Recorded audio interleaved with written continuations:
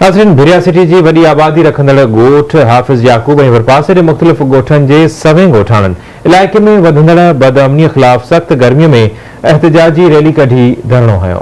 उन हवाले से वीडियो लिंक ते मौजूद है राणा अब्दुल सत्तार जी। राणा इन वक्त असा मौजूद आयूं भिरिया सिटी के एक वडे आबादी रखंदड़ ॻोठ हाफ़िज़ याकूब तुनिया में, जिथे याकूब तुनिया ॻोठाणा ऐं भरपासे जा सवे ॻोठाणा जेके आहिनि ॾोहारियुनि पारां मुख़्तलिफ़ कार्रवाइयुनि में जेके चोरी ऐं फुरुन ख़िलाफ़ बदअमनी ख़िलाफ़ जेके आहिनि उहो एहतिजाजी मुज़ाहिरो कयो वियो आहे। इन्हनि जेको आहे मेन रोड ते जेका आहे ॻोठ खां वठी मेन रोड ताईं जेका आहे एहतिजाजी रैली कढी ऐं मेन लिंक रोड ते जेको धरणो आयो आहे बदअमनी ख़िलाफ़। इन्हनि जो चवणु आहे त चोरनि ऐं ॾोहारियुनि जेको आहे तर तपाए छॾियो आहे, संदन निंड्रू जेके आहिनि उहे हराम करे छॾियूं आहिनि। इन्हनि जो वधीक इहो बि चवणु आहे त खेनि जेको आहे पुलिस हिन महिल ताईं का बि कार्रवाई न कई आहे।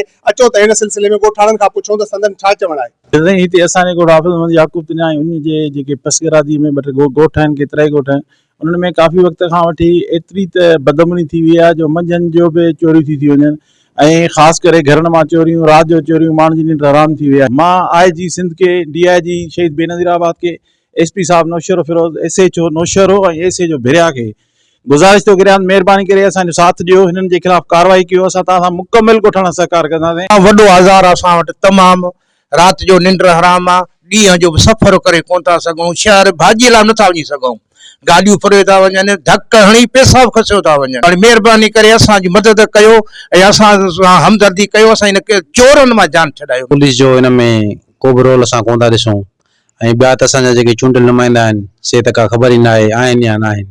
बसि वोटनि वारे टाइम में अचनि था, वरी असां ॾिसूं ई कोन था। लिहाज़ा असांजी इहा ई अपील आहे IG सिंध के ऐं DIG नज़ीराबाद के SSP नौशर फिरोज़ के असां सां इंसाफ़ कयो वञे। ऐं जेके बि प्लेटूं ॻोठाणनि फोड़ी करे जेके ॾिनी आहे उहे वीचारनि जी चोरी थी वञनि, पोइ ॿार वीचारा कहिड़ो पढ़ंदा, हुनजो मुस्तक़बिल कहिड़ो ठहंदो हुननि जो।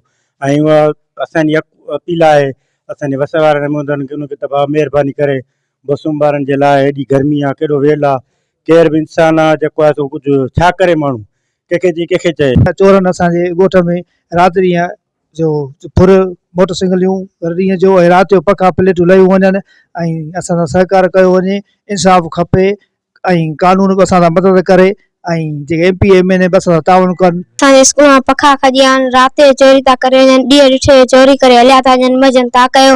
असां गर्मीअ में वेठा आहियूं, बसि उस ते असां वेठा आहियूं। ॿार चोरी थी वञनि, असां ॾींहं राति जो चोरी थी वञनि, स्कूल में सॼो ॾींहुं ईअं वेठा आहियूं। मर गर्मी लगी पई आहे, पंहिंजी मोटाइजनि प्लेटूं बैटरियूं असांजे पंहिंजा मोटाइजनि। तव्हां ॻोठ हाफ़िज़ याकूब तुनियो ऐं उन जे भरपासे इलाइक़े वारनि ॻोठाणनि जूं जेके ॻाल्हियूं ॿुधियूं ऐं स्कूली मासूम ॿारनि जूं बि ॻाल्हियूं ॿुधियूं, जिन्हनि जो चवणु आहे त ॾोहारियुनि जेको आहे सरेआम जेको ॾींहं ॾिठे जो फुरूं ऐं चोरियूं करे रहिया आहिनि। पुलिस जेको आहे को बि तदारक न करे रहिया आहे। मासूम ॿारनि जो इहो बि चवणु आहे त हू हिन वक़्तु जेको आहे गर्मीअ में सख़्तु गर्मी हेठि जेको तालीम पिराइण ते मजबूर आहे।